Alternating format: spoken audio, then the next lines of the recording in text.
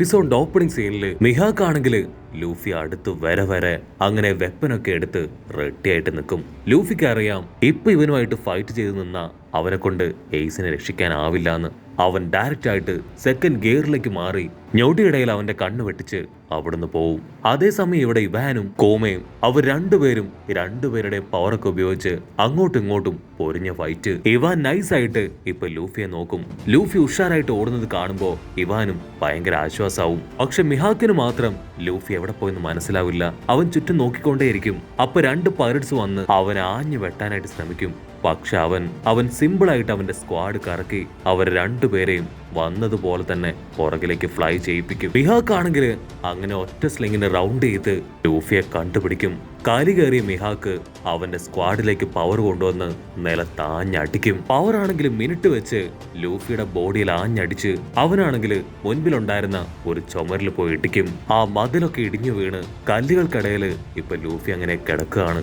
ജിംബയ്ക്കാണെങ്കിൽ അത് കാണുമ്പോ ഭയങ്കര സങ്കടം തോന്നും. അവനുടനെ ഇപ്പൊ മിഹാക്കിന്റെ മുൻപിൽ കയറി നിൽക്കുകയാണ്. മിഹാക്ക് വണ്ടടിച്ച് ഇവൻ ആക്ച്വലി ഒരു വാരലോടല്ലേ, ഇവൻ എന്തിനാ എന്റെ മുൻപിൽ കയറി നിൽക്കുന്നത് ചിന്തിച്ച് അവനെ തന്നെ നോക്കും. ജിംബയുടെ ടാർഗറ്റ് എങ്ങനെയെങ്കിലും ഈ വാർ തടയുക എന്നതായിരുന്നു. പക്ഷെ ഇനി ഈ വാർ തടയാൻ അവനെ കൊണ്ടാവില്ല. മിഹാക്കാണെങ്കിൽ അവനോട് തീർത്തു പറയും, നീ ഇപ്പൊ തന്നെ എന്റെ മുൻപിൽ നിന്ന് മാറി നിൽക്കുന്നതാണ് നിനക്ക് നല്ലത്. നമ്മുടെ രണ്ടുപേരുടെ ലക്ഷ്യം അത് ഈ പൈററ്റ്സുകളെ തടയുക എന്നതാണ്. കാരണം നീയും എന്നെ പോലെ ഒരു വാരലോടാണ്. അപ്പൊ ലോങ് ഷോട്ടിലായിട്ട് ആ നേവി സോൾജേഴ്സ് അവരാണെങ്കിൽ ജിംബയെ എയിം ചെയ്ത് ഒരുപാട് ബുള്ളറ്റ്സ് അങ്ങനെ അറഞ്ചം പുറഞ്ഞ് ഷൂട്ട് ചെയ്ത് വിടും. ജിംബൈ ആണെങ്കിൽ സിമ്പിളായി അവന്റെ കൈ കറക്കി ബുള്ളറ്റ്സ് എല്ലാം തന്നെ അട്ടിച്ച് തെറിപ്പിച്ച് നാനാ ഭാഗത്തേക്ക് പറപ്പിക്കും. അതിനുശേഷം മിഹാക്കുമായിട്ട് ഒരിഞ്ഞ അട്ടയടി ഫൈറ്റ്. ജിംബൈക്കാണെങ്കിൽ അവനോട് ഫൈറ്റ് ചെയ്യുമ്പോൾ തന്നെ പിടികിട്ടും മിഹാക്കിന്റെ പവർ അത് വളരെ കൂടുതലാണെന്ന്. അവനെ കൊണ്ട് ഒരുപാട് നേരമൊന്നും മിഹാക്കിനെ പ്രതിരോധിച്ച് നിൽക്കാൻ കഴിയില്ല എന്ന് കൃത്യമായിട്ട് പിടികിട്ടും. മിഹാക്കാണെങ്കിൽ കറങ്ങി വന്നൊരു ഒറ്റ അടി കൊടുക്കും. ആ ഒരു അടിയിൽ നമ്മുടെ ജിംബൈ അവൻ ഐസ് തകർത്ത് കടലിനടിയിലേക്ക് പോകും. പക്ഷെ നമ്മുടെ ജിംബൈ അവനൊരു ഫിഷർമാൻ ആയതുകൊണ്ട് തന്നെ ഈസി ആയിട്ട് നീന്തി മറ്റൊരു ഭാഗത്തേക്ക് എത്തുകയാണ്. അപ്പൊ ലോങ് ഷോട്ടിലായിട്ട് ലൂഫി അവന്റെ ഫൈറ്റ് കാണും. ലൂഫിക്ക് മനസ്സിലാവും ജിംബയെ കൊണ്ടും മിഹാക്കിനെ തോൽപ്പിക്കാനോ അവനെ പിടിച്ചു നിർത്താനോ സാധിക്കില്ല എന്ന്. ലൂഫി എന്തെങ്കിലും ചെയ്യാൻ ശ്രമിക്കുമ്പോഴേക്കും മിഹാക്കാണെങ്കിൽ ഇപ്പൊ ലൂഫിയുള്ള കറക്റ്റ് സ്ഥലം അത് എയിം ചെയ്ത് അവിടേക്ക് എടുത്ത് ചാടിയെത്തും. അവൻ അവിടേക്ക് ചാടി എത്തുമ്പോഴേക്കും ലൂഫി മുകളിലേക്ക് എടുത്തു ചാടും. എന്നിട്ട് ഗം ഗം ബസൂക്ക എന്ന് പറഞ്ഞ് കൈ നീട്ടും. ലൂഫിയുടെ കൈ കണ്ട് അവന്റെ സ്ക്വാഡ് എടുത്ത് ആഞ്ഞു വെട്ടാൻ ശ്രമിക്കും. പക്ഷേ ലൂഫി ഞൊടിയിടയില് കൈ പുറകിലേക്ക് വലിച്ച് വീണ്ടും അവനിൽ നിന്ന് ദൂരേക്ക് ചാടിപ്പോവും. അവനാണെങ്കിൽ വിടാതെ ലൂഫിയെ ഫോളോ ചെയ്ത് അറഞ്ചം പുറഞ്ചം സ്ക്വാഡ് ഉപയോഗിച്ച് വെട്ടിക്കൊണ്ടേയിരിക്കും.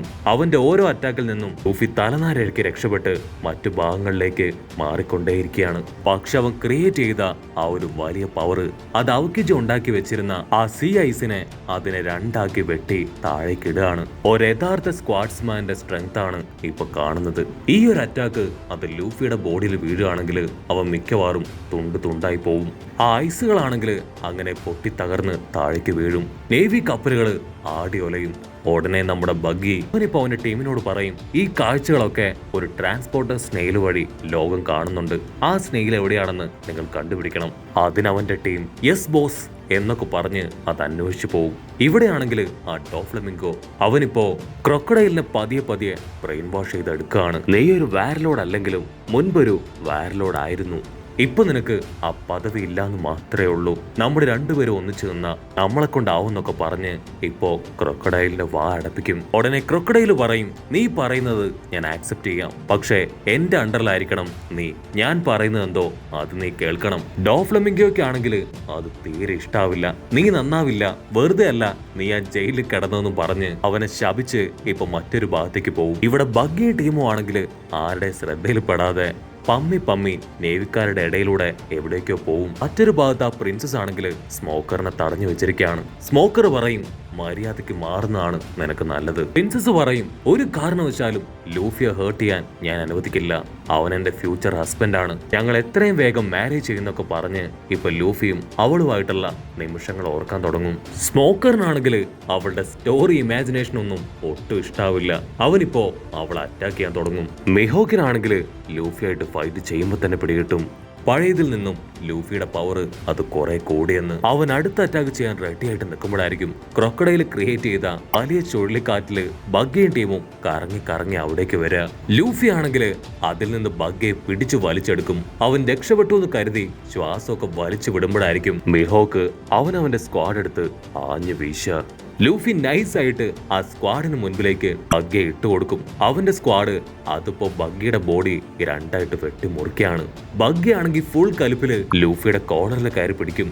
നിനക്കത്ര ധൈര്യം ഉണ്ടെങ്കിൽ എന്നോട് ഇങ്ങനെ ചെയ്യും. അതിന് ലൂഫി പറയും, നിന്റെ ബോഡി സെപ്പറേറ്റ് ആവില്ലേ, അറ്റാക്ക് കൊണ്ടാലും ഒന്നും സംഭവിക്കില്ല, അതുകൊണ്ടാണ് ഞാനൊരു ഷീൽഡായിട്ട് ഉപയോഗിച്ചത്. അതേസമയം മിഹോക്ക് ആണെങ്കിൽ വീണ്ടും അറ്റാക്ക് ചെയ്യാൻ റെഡിയാവും. അത് കണ്ട ലൂഫി അവൻ ബഗ്ഗയെ പിടിച്ച് അവന്റെ മുൻപിലേക്ക് ഇട്ടുകൊടുക്കും. ക്ഷണ നേരം കൊണ്ട് മിഹോക്ക് അവന്റെ സ്ക്വാഡ് വെച്ച് ബഗ്ഗയെ കഷ്ണം കഷ്ണമായി വെട്ടിമുറിക്കും. ബഗ്ഗി അപ്പോഴായിരിക്കും മിഹോക്കിനെ ഇപ്പൊ കറക്റ്റ് ആയിട്ടൊന്ന് കാണാ. അവനും വലിയൊരു വാർലോഡാണ്. സോ അവനെ തകർത്താലും തനിക്ക് പേരെടുക്കാന്ന് മനസ്സിലാക്കിയ ബഗ്ഗി അവനൊരു ബഗ്ഗി ബോൾ എടുത്ത് മിഹോക്കിന് നേരെ വലിച്ചെറിയും. പക്ഷെ അവൻ സിമ്പിളായിട്ട് ആ ഒരു ബഗ്ഗി ബോള് അതവന്റെ സ്ക്വാഡ് വെച്ച് തട്ടിക്കളയും. അത് തിരിച്ചു വന്ന് ക്ലിക്ക് ക്ലിക്ക് എന്ന് പൊട്ടി അങ്ങോട്ട് തെറിക്കും. ഗ്യാപ്പിൽ ലൂഫി ആണെങ്കിൽ ഇപ്പൊ ബഗ്ഗിക്ക് താങ്ക്സും പറഞ്ഞ് ഉഷാറായിട്ട് ഓടുകയാണ്. അവനാണെങ്കിൽ വീണ്ടും അവന്റെ സ്ക്വാഡ് എടുത്ത് നിലത്തടിക്കും. അതിന്റെ പവർ ഇപ്പൊ ലൂഫിയുടെ ബോഡിയിൽ അഫക്റ്റ് ചെയ്യാൻ തുടങ്ങും. ഉടനെ ആ കാര്യം മാർക്കോ കണ്ട് അവന്റെ പൈററ്റ്സിനോട് പറയും, എത്രയും പെട്ടെന്ന് ലൂഫിയെ പ്രൊട്ടക്ട് ചെയ്യണം. അപ്പോഴായിരിക്കും വൈറ്റ് ബിയർഡിന്റെ 5th ഡിവിഷൻ കമാൻഡർ ഒരു മീശക്കാരൻ അവനിപ്പോ മിഹാക്കിന്റെ മുൻപിലേക്ക് വരിക. അവന്റെ ഒരുപാട് കാലമായിട്ടുള്ള ആഗ്രഹമാണ് മിഹാക്കുമായിട്ട് ഫൈറ്റ് ചെയ്യണം എന്നുള്ളത്. അവർ രണ്ടുപേരും അവരുടെ സ്ക്വാഡൊക്കെ വെച്ച് പൊരിഞ്ഞ അട്ടിയിടി ഫൈറ്റ്. ഗ്യാപ്പിൽ ലൂഫി ആണെങ്കിൽ വീണ്ടും എഴുന്നേറ്റ് എയ്സിന്റെ പേരും വിളിച്ച് ഓടിക്കൊണ്ടേയിരിക്കും. ലൂഫിക്കാണെങ്കിൽ ഇപ്പൊ ഭയങ്കര ആശ്വാസം തോന്നും. കാരണം എല്ലാവരും ചേർന്ന് ലൂഫിയുടെ വഴി അത് ക്ലിയർ ആയി കൊടുത്തുകൊണ്ടേയിരിക്കുകയാണ്. ലൂഫി ഒഴിച്ച് ബാക്കി ആരും ഹെയ്സിന്റെ അടുത്തേക്ക് പോവില്ല. അവരെല്ലാവരും ആ മിലിറ്ററി സോൾജിയേഴ്സും ഒഫീഷ്യൽസും ഒക്കെ ആയിട്ട് ഫൈറ്റ് ചെയ്തുകൊണ്ടേയിരിക്കും. മറ്റൊരു ഭാഗത്ത് ബഗ്ഗിയും അവന്റെ ടീമും അവരാണെങ്കിൽ ഏതോ ഒരു കരയിൽ വന്ന് അടിഞ്ഞിരിക്കുകയാണ്. ബഗ്ഗി അവന്റെ ബാക്കിയുള്ള സ്ട്രെങ്ത് വെച്ച് ലൂഫിയെ ചീത്ത വിളിച്ചുകൊണ്ടേയിരിക്കും. അപ്പോഴായിരിക്കും അവന്റെ ഗ്യാങ്ങിലെ ഒരു പൈററ്റ് അവനിപ്പോ ബഗ്ഗി പറഞ്ഞേൽപ്പിച്ച ആ ഒരു സ്നെയിലുമായിട്ട് അവന്റെ അടുത്തേക്ക് വരിക. ആക്ച്വലി ഈ ഒരു സ്നെയിൽ വഴിയാണ് അവിടെ നടക്കുന്ന കാര്യങ്ങളെല്ലാം ഇപ്പൊ ലോകം മുഴുവൻ കണ്ടുകൊണ്ടിരിക്കുന്നത്. ബഗ്ഗിക്കാണെങ്കിൽ സ്നെയിൽ കണ്ട് ഭയങ്കര സന്തോഷം. ആക്ച്വലി ഇപ്പൊ നടക്കുന്ന യുദ്ധം അത് ഹിസ്റ്ററിയിൽ വലിയൊരു ചരിത്രമായിട്ട് രേഖപ്പെടുത്തും. മാത്രമല്ല എംപിൾ ടൗണിൽ നിന്ന് ഇത്രയും ബിസിനസ് രക്ഷപ്പെടുന്നത് ചരിത്രത്തിൽ ആദ്യമാണ്. അതും ഒരിക്കലും ഇനി ജനങ്ങൾക്ക് മറക്കാനായിട്ട് ആവില്ല. അപ്പൊ അവിടുന്ന് അങ്ങനെ സൂം ഔട്ട് ചെയ്ത ഇപ്പൊ ആ യുദ്ധം കാണുന്ന ജനങ്ങള് അവരെല്ലാവരും ആഗ്രഹിക്കുക, നേവിക്കാര് അവർ ഈ പൈററ്റ്സിനെ എല്ലാവരെയും പിടിക്കുകയാണെങ്കിൽ അവർക്കിനി സമാധാനത്തോടു കൂടെ ജീവിക്കാമെന്നാണ്. ആക്ച്വലി പൈററ്റ്സിന്റെ ഗുണങ്ങൾ അവർക്കറിയില്ല. അതുപോലെ തന്നെ നേവിക്കാരുടെ നെഗറ്റീവ് സൈഡിനെ കുറിച്ചുള്ള വ്യക്തമായ ധാരണയും അവർക്കില്ല. കട്ട് ചെയ്ത ഈ പേസിനെ കാണിക്കും. അവന് നേരെ ഇപ്പൊ 2 വാളുകള് അതങ്ങനെ വീശി വീശി 2 മെയിൻ സോൾജേഴ്സ് നിൽക്കുകയാണ്.